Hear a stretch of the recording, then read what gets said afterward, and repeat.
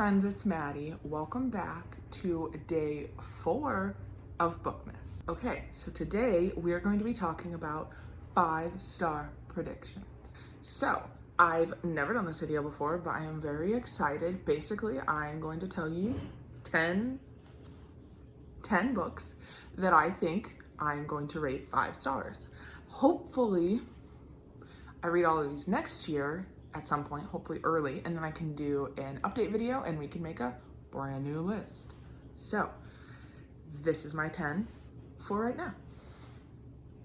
Okay, so first we have Know My Name by Chanel Miller. I cannot believe I have not finished this book yet. I started it before. I think I've read like 10% of it, but really I'm gonna restart and start from the beginning. This book is the memoir of the woman who was formerly known as Emily Doe.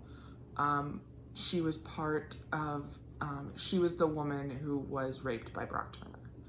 And this is her story. This is her words telling us about herself, about what happened, and about everything following that night that the rape occurred. I have only heard good things about this, and I just feel like this is going to break my soul, but I think I am going to really like this book. Next we have Gideon the Ninth by Tamsin Muir. This is an adult fantasy about lesbian necromancers, and I think there's some type of competition, maybe? I don't know. That is what I know about it, and yeah. I am very intrigued to read this. I think that I'm really gonna like it. I'm nervous about putting a fantasy like this on my list because I don't know my fantasy taste that well, but it seems dark and it's queer and the main characters are women. So I'm really, really hoping that I enjoy this one. And what I've heard from it and people that I trust really, really liked it. Okay, then we have The House in the Cerulean Sea by T.J. Klune. This book is everywhere right now, literally everywhere. And this book is about a man who inspects or goes to like evaluate orphanages for like, I think for magical children. And he goes to this one that I think it has something to do with the Antichrist is maybe there. And I think there's also a relationship between this inspector dude and the guy who runs the orphanage. And it just sounds so sweet and wholesome.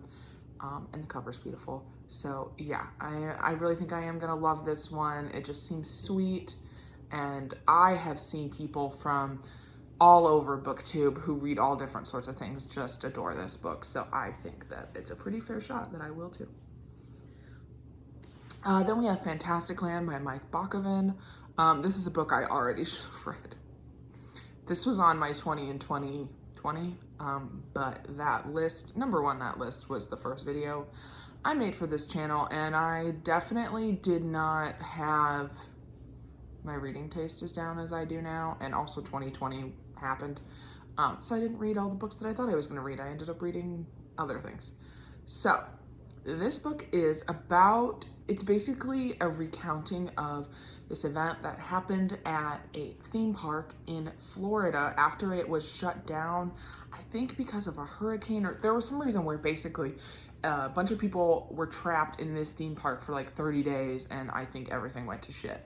And I think this is told in like reports and like police interrogations and things like that. So I do like that type of mixed media. So yeah, I think I'm really gonna like this one. And I believe this is being turned into a movie or a TV show, maybe?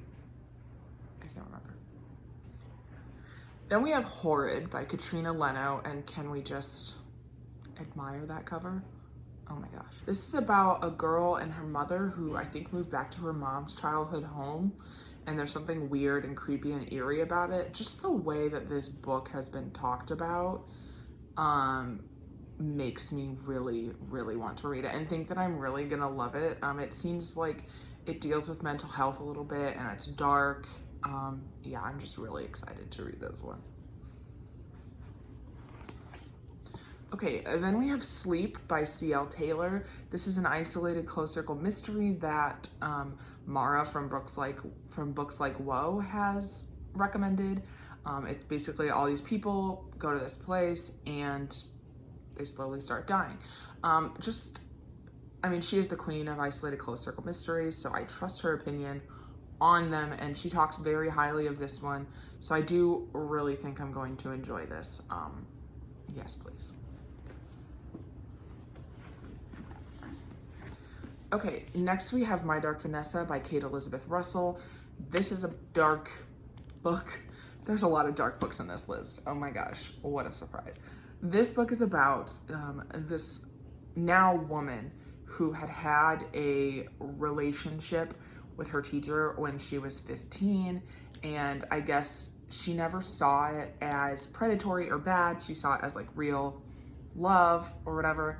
And now some other girls are coming out and saying like things that he did to them. And so she's having to grapple with her feelings about this relationship that she had. Yeah, this seems right up my alley. And I have only heard good things about it, so yes. On the lighter side, we have A Lady's Guide to Celestial Mechanics by Olivia Waite. This is one that I have been, that's my dog, that I have been meaning to read for this entire year, and I just never got around to it. It's a historical romance, female. Sign me up. I've really gotten into historical romance this year, and I'm still trying to figure out what periods I like and tropes and things like that, but I do think this is one that I'm really gonna enjoy. Then we have another nonfiction on this list, and that is Hidden Valley Road by Robert Kolker. This is a story of a single family, and I think there are 12 children, and I think half of them have schizophrenia. And so it is just a look at this family, and I want maybe how that came to be, or how they dealt with it. It just, I like this sort of family history type book, and I think it's going to delve more into schizophrenia, which is something I don't know a lot about, so I'm very, very intrigued. And finally, I have City of Brass by S.A. Chakraborty. This book is huge. The series is huge on BookTube, and it is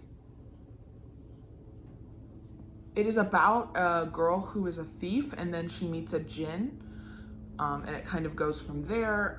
This is a very different type of fantasy than like, you know, the like Eurocentric, ambiguous European country fantasies, which is played out. And so I'm really excited to read something like this that takes place in Cairo, and it delves into different cultures, and I also like the idea of following a thief.